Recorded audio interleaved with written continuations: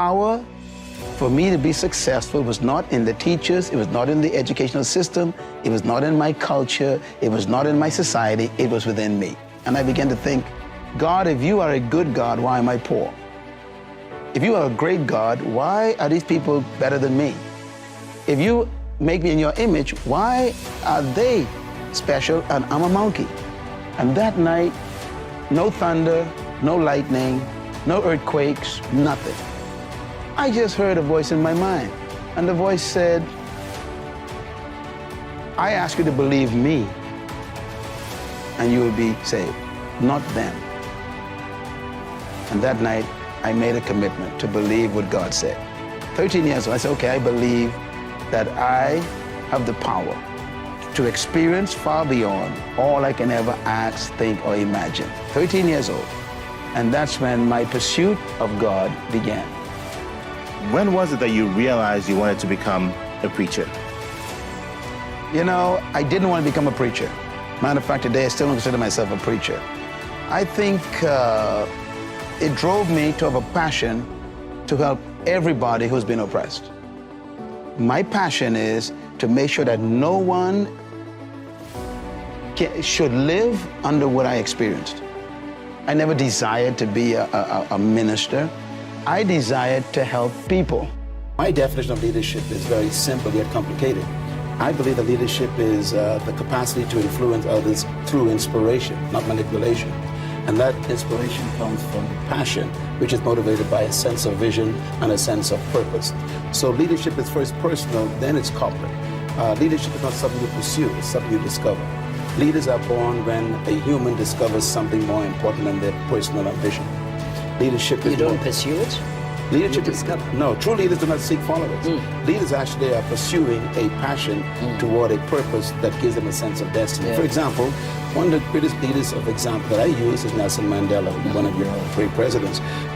He never sought followers. Think about it. He discovered a purpose that was more important than his private preservation, his private ambition. He pursued that purpose privately. It attracted people. So leaders don't seek followers. Followers are attracted to leaders.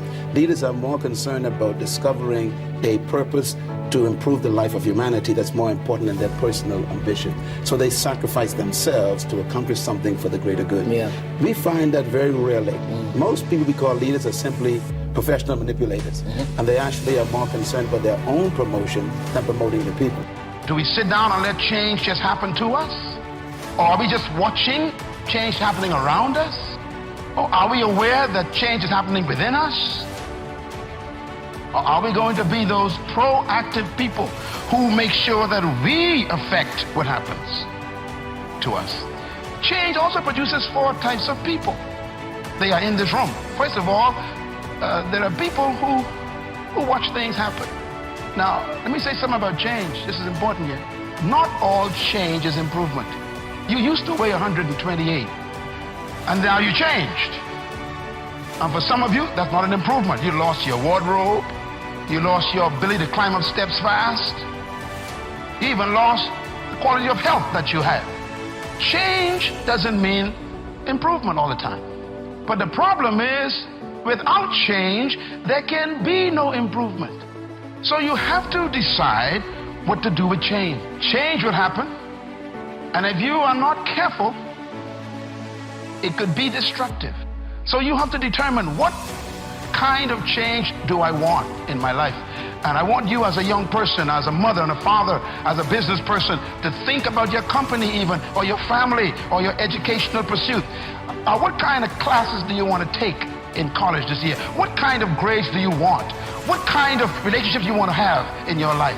Who do you want to drop, and who do you want to pick up in your relationships? What kind of people do you want to associate with? Where do you want to travel that you've never been? What are the books you need to read you never read before? The changes come with choices. So what kind of person are you?